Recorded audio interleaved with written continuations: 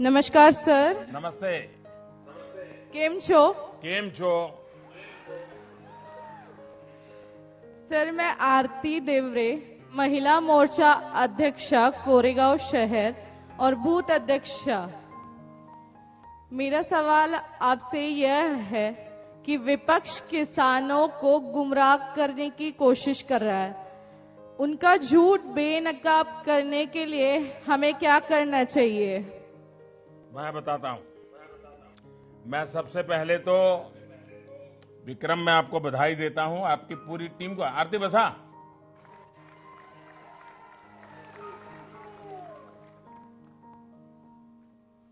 बहुत शानदार कार्यक्रम किया और हमारा कोई भी एमएलए एमपी नहीं है तो भी आपका जो उत्साह है, देश के जो कार्यकर्ता इस कार्यक्रम को देख रहे हैं उनको भी प्रेरणा मिलेगी. दूसरा, मेरे लिए बहुत खुशी की बात है कि आपने लक्ष्मणराव इनामदार को याद किया. सतारा के सब लोगों को मालूम है कि मेरे जीवन को बनाने में लक्ष्मणराव इनामदार जी का बहुत बड़ा रोल रहा. कई वर्षों तक उनके साथ मुझे कार्य करने का अवसर मिला और उनके साथ भी कभी मुझे सतारा आने का मौका मिला था. उसके बाद भी जब मैं गुजरात का मुख्यमंत्री था तब भी सतारा आता रहता था और आप सबसे मिलता रहता हूं और आगे भी आने का मौका मिलता रहेगा.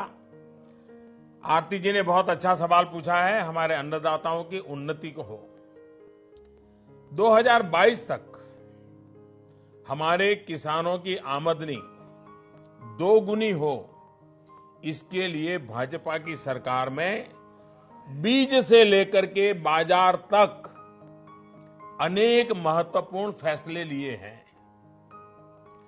फसल चक्र के हर चरण के दौरान किसानों को सशक्त बनाने का प्रयास किया जा रहा है.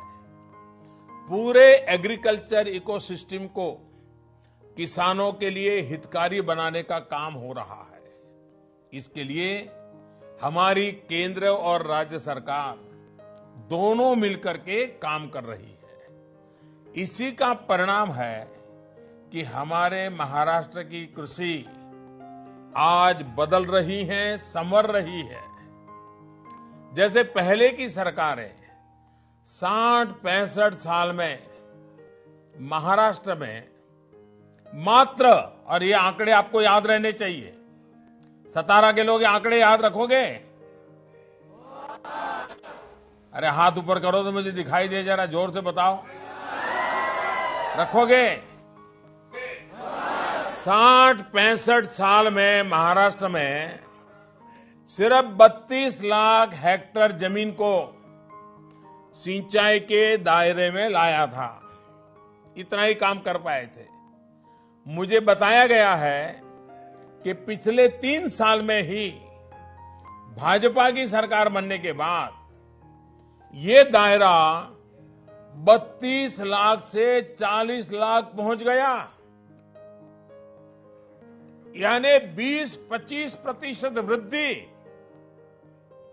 यही कारण है कि कई क्षेत्र जो कभी सूखे के लिए जाने जाते थे, अब जलयुक्त शवार के लिए जाने जा रहे हैं.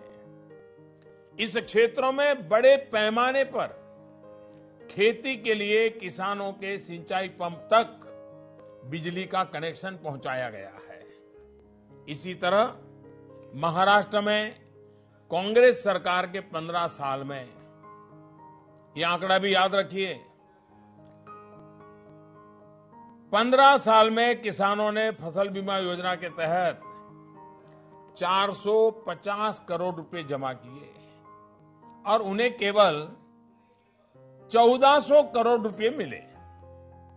लेकिन मुझे बताया गया है कि प्रधानमंत्री फसल बीमा योजना किसानों की भागीदारी भी बढ़ी है और उन्हें मिलने वाले मुआवजे में भी कई गुना बढ़ोतरी हुई है.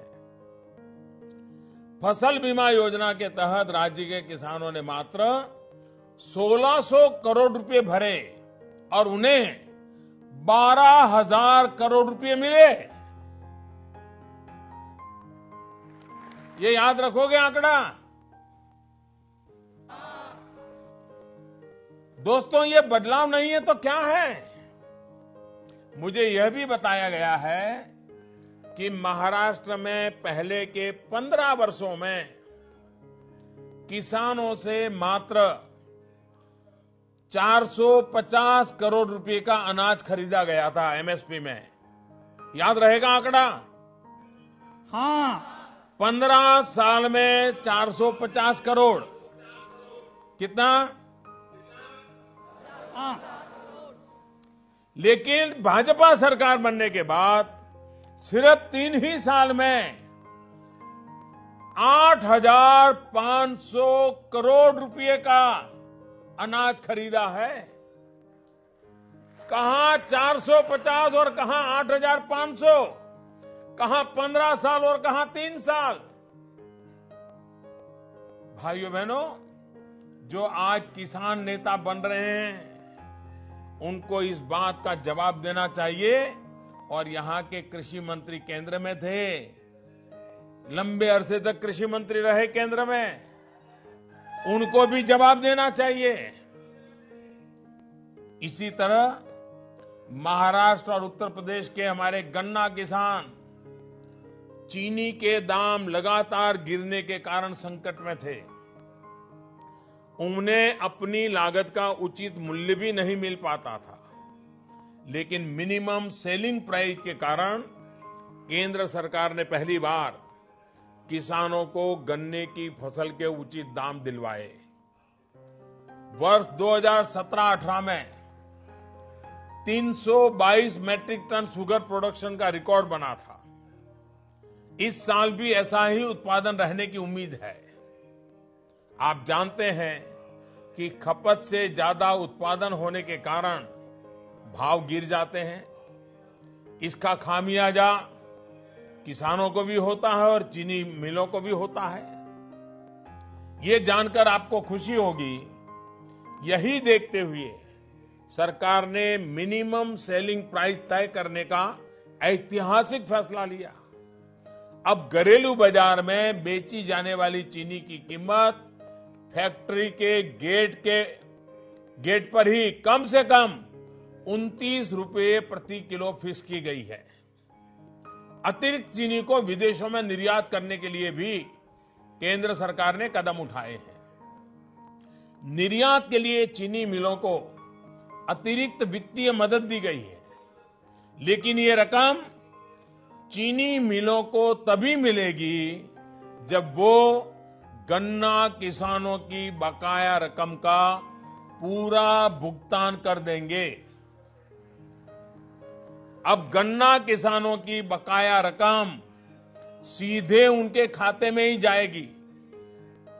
सरप्लस चीनी के निर्यात को आसान बनाने के अलावा सरकार ने चीनी मिलों को एथेनॉल का उत्पादन करने की भी अनुमति दी है, ताकि वो किसानों को वक्त पर उनकी बकाया रकम दे सके। इन सब उपायों का असर ये हुआ है कि गन्ना किसानों की 2016-17 और उससे पहले की बकाया राशि का 99% भुगतान हो चुका है। और मैं आपसे, जब किसानों की बात निकली है, तो कहना चाहूंगा कि इस बार वर्षा अपेक्षा से कम रही। महाराष्ट्र में देवेंद्र जी की सरकार ने पानी के लिए बहुत बड़ा अभियान चलाया लगातार 3 साल से, लेकिन इस बार फिर से संकट पैदा हुआ है। लेकिन मैं महाराष्ट्र के किसानों को विश्वास दिलाता हूं कि महाराष्ट्र में जो अकाल की स्थिति पैदा हुई है, देश में के भी जिन कोनों में अकाल की स्थिति पैदा हुई है, भारत सरकार राज्य सरकार के साथ कंधे से कंधा मिलाकर के काम करेगी और हमारे किसान भाइयों को मदद हो, जिन लोगों के पीने के पानी का संकट पहुंचा है उनको मदद हो, ये सारी चिंता हम करेंगे। इस तरह की खबरें देखने के लिए आप हमारे चैनल को लाइक करके सब्सक्राइब कीजिए और नोटिफिकेशन बेल ऑन कीजिए। धन्यवाद।